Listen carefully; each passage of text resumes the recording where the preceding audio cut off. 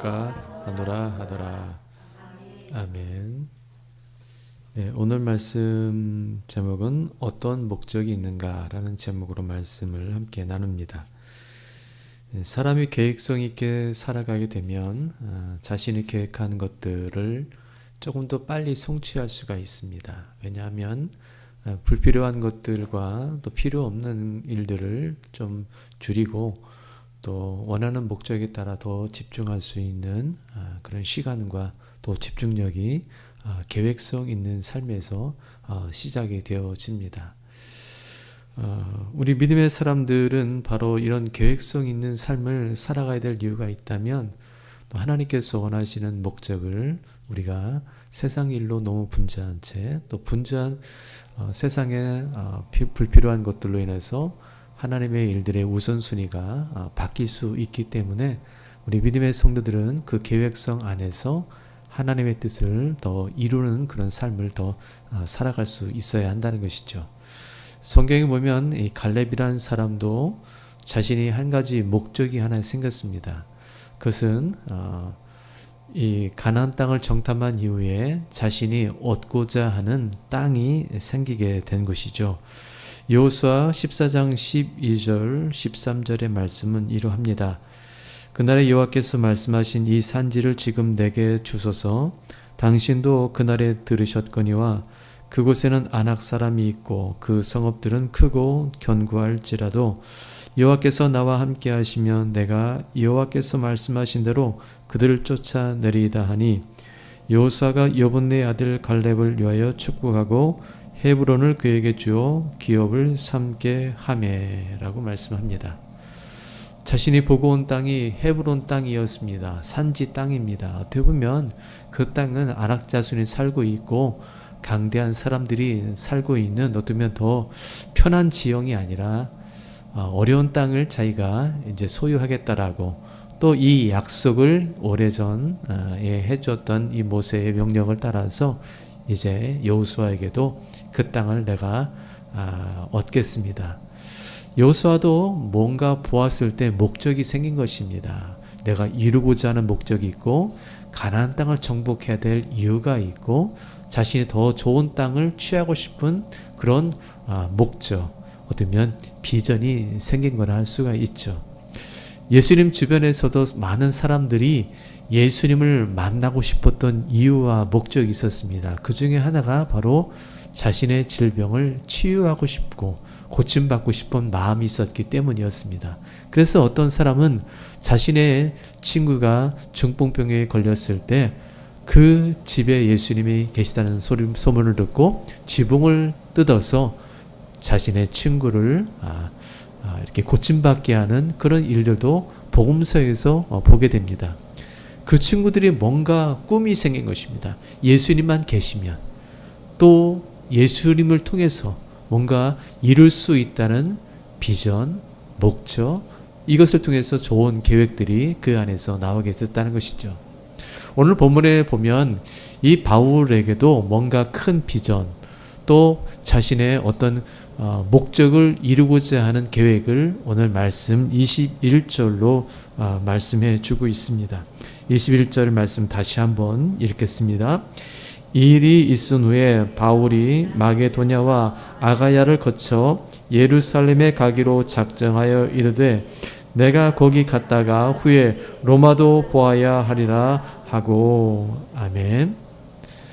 바울의 계획 가운데는 예루살렘을 갔다가 다시금 로마도 보아야 하리라 라는 말씀으로 그의 인생의 계획이 보여집니다. 사실 우리가 이 사도행전을 읽다 보면 바울의 첫 생각은 아시아 선교였지만 무시아에서 이 마게도냐 사람이 나타나 환상 가운데 와서 우리를 도우라 라는 그 말씀을 통해서 하나님이 이 유럽 선교를 하나님께서 원하신다라는 뜻으로 이제 바울의 선교의 모든 방향은 이 유럽 선교에 있었습니다. 그런 선교의 방향을 따라서 나아가는 가운데서도 바울의 마음 가운데는 이 유럽 지역이지만 그래도 이 로마란 지역을 내가 가고 싶다라는 마음의 꿈과 계획이 생긴 것이죠. 왜 로마를 가고 싶었을까요? 그것은 각 지역마다, 내가 전도하는 지역마다 로마의 모든 관할 아래에 있었기 때문이었습니다. 로마의 영향력 아래에 있다 보니까 이 로마란 나라의 그런 힘과 강대함을 통해서 어떻게 보면 이 로마 중심에 들어가 복음을 전하면 깊이 있게 모든 나라에 다 복음이 쉽게 전달될 수 있겠다라는 그런 계획을 이 바울이 꿈꾸게 된 것입니다. 우리가 그런 말 하지 않습니까? 모든 길은 로마로 통한다. 왜냐하면 이 로마라는 나라는 먼저 자신의 피종국 국가에 있어서 먼저 도로를 먼저 열었습니다. 그러니까 빨리 군사적으로, 경제적으로 신속하게 이동할 수 있는 그 길을, 루트를 만든 것이죠. 처음에야 뭐 경제적으로 또 군사적으로 사용했던 그 길이었지만 사실 큰 수혜자는 이 바울 복음 선교 그리스도인들이었습니다. 로마가 복음이 들어간 이후에는 이 로마를 통해서 쉽게 모든 나라로 다 통하는 길이 열려지게 된 것입니다. 길이 열려졌다는 것은 신속하게 복음을 전할 수 있는 일이 유용하게 됐다는 것입니다. 이것이 하나님께서 이미 역사를 통해서 로마를 들어 사용하시는 놀라운 일들이라는 것을 알게 된 것이죠. 바울은 그 안목을 본 것입니다. 바울은 안목을 가지고 이 로마라는 나라가 이제 강대한 나라이지만 영원한 도시였던 것처럼, 영원한 도시로 무너지지 않을 것처럼 보였던 그 영원한 도시에 영원한 진리를 전함을 통하여서 그 진리가 모든 나라로 흩어지게 만들겠다라는 계획을 오늘 21절을 통해서 고백하고 있는 것입니다. 여러분의 인생 가운데 어떤 고백과 어떤 계획이 있습니까? 어떤 목적을 이루기 위해서 그 꿈을 정말 도전하고 또 기도하고 있고 그 목적한 바를 또 얼마나 이루어가고 있습니까?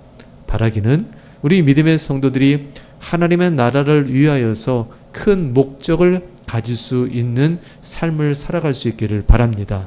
복음을 전해도 일터에서 내가 이 복음을 잘 전할 수 있겠다. 또 직장에서 내가 열심히 일하는 것도 이 복음 전파를 위해서 내가 열심히 일해야지. 이런 목적을 세우고서 우리가 살아갈 수 있다면 하나님께서 우리의 좋은 목적을 통해서 우리 인생 가운데 복음을, 하나님의 나라를 귀하게 이루어갈 수 있는 도구로 사용해 주실 줄 믿습니다. 오늘 바울에게 있어서 이런 귀한 선교사에게 동참했던 디모데와 아리스다고 에라스도에 대해서 오늘 말씀해 주고 있습니다. 바울 곁에서 이들은 잘 도왔던 사역자들이었습니다. 22절 말씀 함께 읽습니다. 자기를 돕는 사람 중에서 디모데와 에라스도 두 사람을 마게도냐로 보내고 자기는 아시아에 얼마만 더 있으니라. 디모데와 에라스도를 지칭하여서 자기를 돕는 사람이다라고 칭해주고 있습니다. 돕는 사람이란 디아코눈톤, 섬기면서 도움을 베풀다라는 의미가 있습니다. 섬기면서 도움을 베풀어주는 사람, 섬기면서 바울의 사역을 돕는 사람, 바울의 여러 가지 어려운 행정적인 또 바울의 여러 선교적인 일들을 도와가며 굳은 일을 감당했던 사람. 여러분 어떻게 보면 바울보다 빛이 드러나지 않고 있는 것처럼 보입니다. 그리고 이런 사람들은 사람들에게 잘 중업받지 못하는 경우도 많죠. 뒤에서 보이지 않게 서포트해주고 뒤에서 뭔가 잔일을 감당하는 사람은 그리 큰 주목을 받지 않는 것처럼 보입니다. 당시 이런 사역에 있어서 디모데와 에라스도도 마찬가지였을 수 있습니다. 그러나 오늘 바울은 이들을 어떤 중심으로 보냅니까? 자신은 아시아에 얼마 동안 있고 이 두 사람을 마게도냐에 보내서 선교의 여러 가지 준비의 일정들을 위해서 파송하게 됩니다. 가서 좀 준비 좀 하라라는 겁니다. 이들은 바울의 역할을 감당할 만큼 충분히 믿음이 있는 사람들이었고 또 그 일에 책임성을 가지고 있는 사람이었습니다. 아무나 보내겠습니까? 책임감 있는 사람들을 보낼 것이고 바울의 사역을 준비시키는 만큼 사역에 대한 조회와 또 깊은 관심 있는 사람들을 보내야지 바울의 사역도 잘 준비된 곳에서 잘 펼쳐갈 수 있는 것이죠. 우리는 디모데를 바라보게 되어지면 디모데는 바울에게 있어서 영적인 아들이었습니다. 영적인 아들이라는 것은 복음으로 그를 낳았고 또 그를 잘 지도했다라는 의미죠. 이 디모데를 잘 살펴보면 어린 디모데였지만 나중에는 이 에베소 지역의 큰 목회자가 되었습니다. 어떻게 그렇게 되을 수 있을까? 그것은 바로 이 바울 곁에서 섬기면서 배웠기 때문입니다. 단순히 돕는 자로서 아무것도 배울 것이 없는 것, 그냥 단순히 곁에서 돕는 일만 하는 것이 아니라 선교적인 것들, 선교적인 마인드, 또 선교적인 어떤 도움들, 또 여러 가지 복음을 전함에 있어서 어려움을 당했을 때 많은 사람들을 도와주는 일들 뿐 아니라 선교의 어떤 행정적인 부분도 함께 도와갔을 것입니다. 결국은 이 디모데가 어떻게 성장합니까? 그는 바로 에베소 지역의 목회자로 성장하게 되었습니다. 이 말씀이 바로 디모데전서 1장 1절로 3절의 말씀으로 이렇게 말씀하죠. 우리 구주 하나님과 우리의 소망이신 그리스도 예수의 명령을 따라 그리스도 예수의 사도된 바울은 믿음 안에서 참 아들된 디모데에게 편지하노니 하나님 아버지와 그리스도 예수 우리 주께로부터 은혜와 공율과 평강이 내게 있을지어다.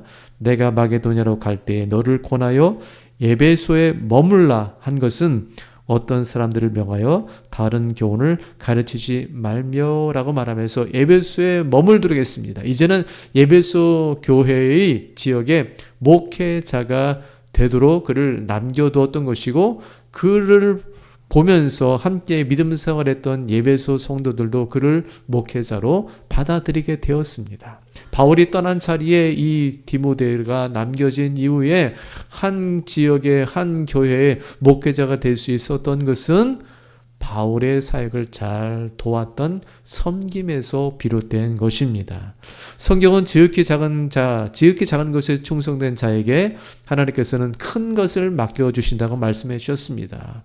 여호수아도 모세의 수종들은 여호수아였지만 그는 한 나라의 지도자로서의 역할을 감당하여 가나안 정복의 책임을 감당했던 여호수아 아니었습니까? 이렇게 어느 한때는 정말 보잘것없고 무명한 자처럼 보이고 아무런 영향력 없는 자처럼 보여도 믿음의 사람들과 함께 하면서 자신의 신앙도 키워가고 그 작은 일을 할지라도 성실히 감당했을 때 디모데처럼 큰 일들도 맡아 감당할 수 있는 사람으로 성장할 수 있게 되어지는 것입니다. 여러분, 우리가 이렇게 자기를 돕는 사람, 별것 아닌 표현이지만 이 목회 현장에서 많은 사람들의 도움이 있어야 되고 또 선교의 현장과 또 많은 주님의 나라 일들에 있어서는 돕는 자들이 필요하다라는 것입니다. 여러분, 신약 성경에서도 뭐 제자들도 마찬가지고 또 사도행전에서도 또 7 집사들 보면 다 그들이 돕는 자, 디아코노스, 어떤 돕는 자의 역할의 이름을 가지고 있었던 사람들이죠. 오늘날로 말하면 집사란 말이 바로 그런 의미입니다. 섬기는 자, 수종드는 자. 우리는 모두가 그렇게 하나님 나라에 섬기는 자로 부름받은 줄 믿습니다. 몸된 교회, 하나님의 교회를 그렇게 섬겨감을 통하여서 아무것도 아닌 것처럼 보이는 그런 미미한 존재처럼 보인다 할지라도 하나님은 그들을 귀하게 여기시고 하나님의 때에 귀한 자리를 맡기시고 놀라운 일들을 감당해 주실 줄 믿습니다. 그 모습 안에서 우리가 성실함을 잃어버리지 않기를 바랍니다. 유능한 자가 되기 이전에 먼저 우리가 성실하게 하나님 앞에서 우리 자신이 정말로 하나님 앞에 우리의 시간과 물질과 모든 삶을 온전하게 드릴 수 있는 그런 성실한 자의 삶을 살아가는 저와 여러분의 믿음 생활 되어지기를 간절히 바랍니다. 오늘 이런 복음이 왕성했던 이 에베소 지역에 하나의 문제가 생깁니다. 그것은 갑작스러운 에베소에서의 소동이 일어나게 되었습니다. 23절과 24절의 말씀을 보면 데메드류의 어떤 소동인데 우리 함께 23절과 24절 함께 읽습니다. 그때쯤 되어 이 도로 말미암아 적지 않은 소동이 있었으니 즉 데메드리오라 하는 어떤 은장색이 은으로 아데미의 신전 모형을 만들어 직공들에게 적지 않은 벌이를 하게 하더니.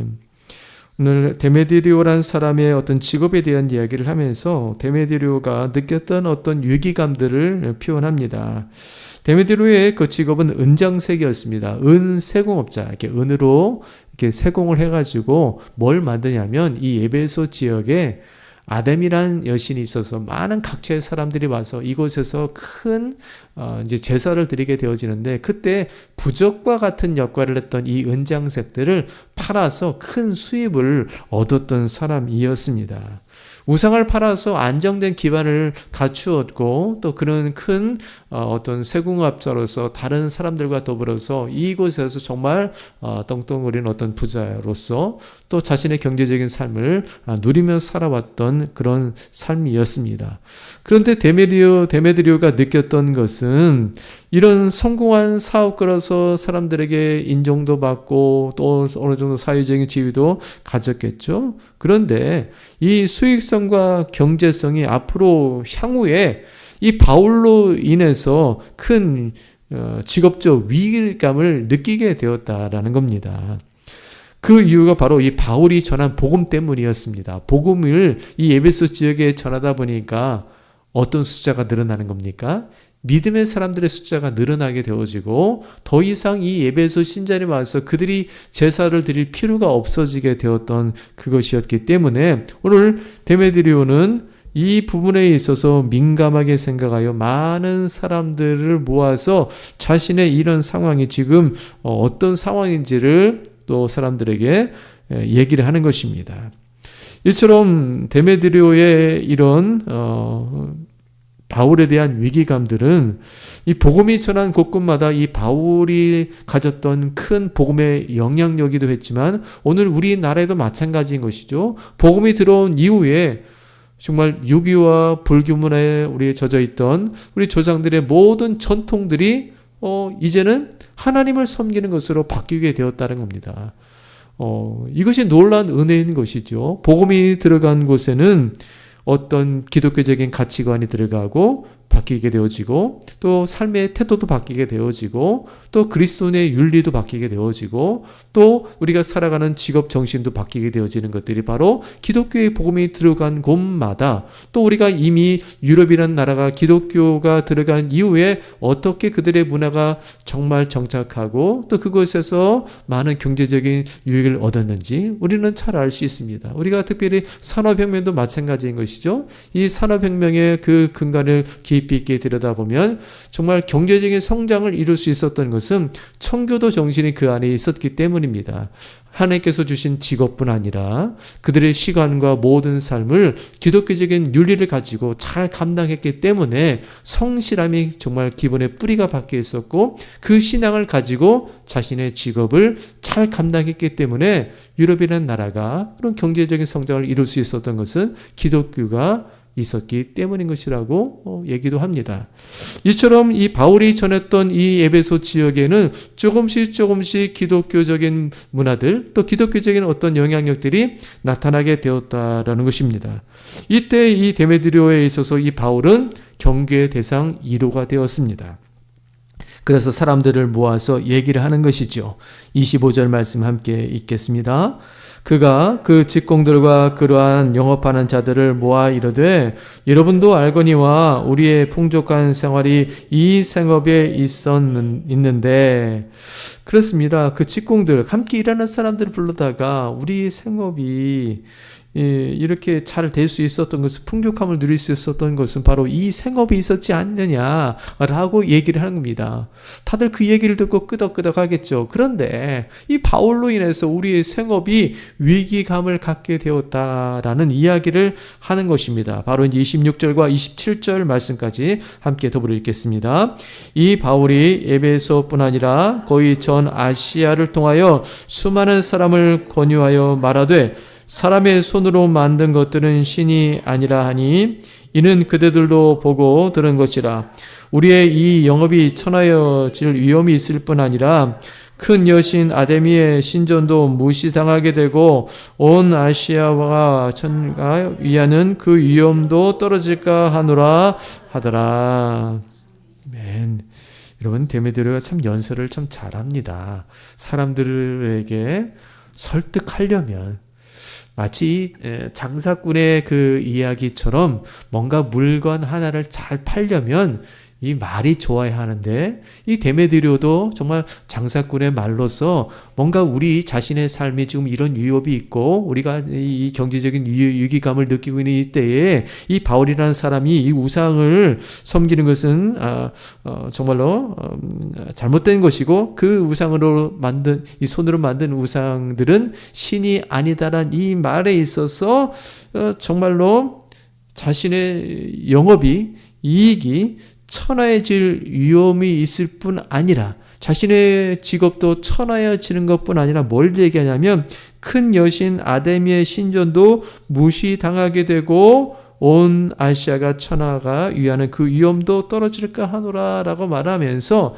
자신의 직업적인 문제의식 하나와 또 아데미의 신전이 이렇게 조금 천하여질 수 있는, 그 위상이 떨어질 수 있는 일이 앞으로 펼쳐지게 될 거다라는 것을 지금 말하고 있는 것입니다. 오늘 이 데메드리오가 얘기하고 있는 첫 번째 이유는 분명히 받아들일 만합니다.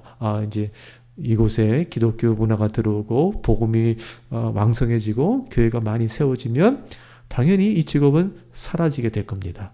그런데 이 두 번째 요소는 그 당시에 많은 사람들이 아직도 아데미란 여신을 믿고 있었기 때문에 이 데메드리오가 얘기하는 것은 자신이 어떤 종교적인 어떤 걱정, 이 아데미 신전을 좀 걱정하는 것은 종교심에 의해서 걱정하는 것이 아니라 자신의 유익이 있느냐 안 되냐에 따라서 걱정하고 하는 표현이란 겁니다. 자신의 신앙심을 들먹이면서 에베소 사람들을 지금 선동하고 있다라는 것이죠. 자신의 생계를 위해서 종교를 이용하고 있는 사람 중에 한 사람입니다. 자신의 우상이 많이 팔리면 되기 때문에 이 자기가 믿지 않는 종교를 할지라도 그것이 좋다 얘기하고 잘한다고 얘기하고 정말 그 마음의 속셈은 우상 하나라도 더 파는 것이었습니다. 여러분, 자신의 무력이 바로 그렇게 자신을 만들어 갔던 것이고, 이 탐욕을 애국심과 종교적인 충성심으로 표현하는데 이것이 이 데메드리오의 가면이었습니다. 사람들은 이런 가면들을 가지고 있어요. 자신의 본색을 감추고 있어요. 자신의 내면에 있는 생각은 감춘 채 겉으로 드러나는, 나는 애국심이 많은 사람이야? 나는 아데미 신을 사랑하고 존경하는 종교심이 가장 가득한 사람이야 라고 종교심과 애국심을 나타내면서 자신의 본심은 가둬둔 채 살아가는 사람들이 많이 있다라는 겁니다. 오늘 우리 주변에도 도덕이라는 가면을 쓰고 살아가는 사람도 많죠. 정말 가정에서는 다른 모습인데 밖에서 나올 때는 친절한 발음, 친절한 모습, 예의 바름과 선행이라는 가면을 쓰고 살아가는 사람도 있습니다. 가정에서는 번듯한 남편이라 할지라도 밖에 나가서는 다른 모습을 가진 사람도 있습니다. 이것이 이중적인 모습인데 그것이 바로 가면이라고 말할 수가 있는 것입니다. 페르소나라고 하죠. 자신의 본심은 말하지 아니하고 겉으로 나는 이런 사람이야 라고 말하는 사람. 바로 이 데메드리오는 바로 이런 종교심과 애국심을 이렇게 유발하면서 뭔가 자신 안에는 정말 탐욕이 가득하고 우상 하나라도 더 팔고 싶은 마음으로 사람들을 선동하는 자리에 서 있다라는 것입니다. 여러분, 예수님께서 종교 지도자들을 왜 책망하셨습니까? 우리가 대표적으로 아는 것은 그들은 안과 겉이 다르기 때문이었습니다. 그래서 그들을 회칠한 무덤이라고 말할 수밖에 없었던 것은 안은 썩어 있는데 겉으로는 종교적인 위선이 너무나 가득했기 때문인 것이죠. 여러분, 크리스찬들은 어떤 사람들이어야 할까요? 안에서도 똑같은 마음을 품지만 겉으로도 예수 그리스도의 마음과 생각을 동일하게 드러낼 수 있는 성도들이 믿음의 사람들이어야 할 것입니다. 세상 믿지 않은 사람들이 우리를 봤을 때 이중적이다 말하지 아니하고 안과 겉이 동일한 사람이야. 생각과 삶이 동일한 사람이야. 믿음과 삶이, 믿음과 종교생활, 그 안에 있는 생각들이 다 하나다라고 말할 수 있는 그런 이야기를 들어야 하는 것이 우리 크리스찬들의 삶이어야 한다라는 것입니다. 오늘 데메드로의 모습을 통해서 우리는 어떤 삶을 살아가고 있습니까? 우리 자신의 안과 겉은 어떠합니까? 오늘 우리의 신앙과 삶과 말씀으로 우리가 배운 우리의 삶이 세상 속에서는 어떻게 비춰지고 있습니까? 바라기는 우리의 삶이 예수 그리스도의 모습을 동일하게 드러낼 수 있고 우리의 생각이 많은 사람들에게 보여줄 때 정말로 귀한 행동으로 또 귀한 삶으로 나타날 수 있는 안과 겉이 같은 크리스찬의 삶을 살아갈 수 있는 저와 여러분의 삶이 되기를 간절히 바랍니다. 오늘 데메드리오의 사건을 우리가 바라보면서 이 데메드리오의 말에 의해서 오늘 사람들이 선동이 되어집니다. 어쩌면 유창한 말로, 어떤 논리적인 말로 우리의 경제적인 문제, 종교적인 문제가 위협을 당할 수 있으니까 이것이 우리가 가만히 있어야 되지 않는 것이다. 우리가 뭔가 이것을 힘으로도 이 바울을 압제해야 된다라고 이렇게 논리적으로 이것들을 자신의 생각을 펼쳐갑니다.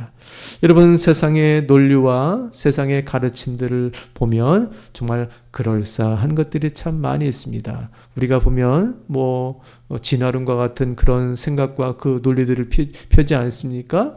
창조론과 너무나 다릅니다. 성경과 너무 다른 이야기를 합니다. 그러면서도 사람들이 그 논리에 빠져들기도 합니다. 세상의 많은 가르침 중에 많은 이단적인 가르침들이 얼마나 많이 있습니까? 이단에 빠지는 사람들은 왜 그렇습니까? 그들이 정말 무지해서 그런 건가요? 그럴 수 있습니다. 그러나 그들이 못 배워서 그럽니까? 그렇지도 않아요. 그 안엔 선생도 있고 정말로 중요한 사회적인 지위를 가진 사람들이 그 이단에 빠지는 것은 뭔가요? 그 논리에 젖어들었기 때문입니다. 그러나 우리 믿음의 성도 믿는 우리 크리스찬들은 이 세상 논리에 정말로 쉽게 빠져들지 않아야 된다는 것이죠.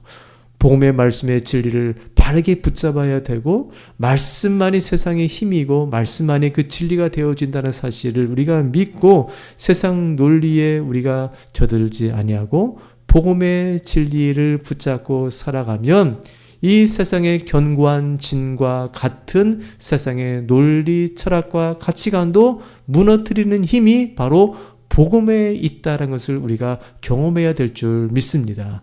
하나님의 나라의 그 복음의 진리는 세상의 가치관들을 무너뜨리는 힘이 있습니다. 세상 이단도 마찬가지고 세상 모든 가르침들을 무너지게 하는 힘이 이 복음에 있습니다.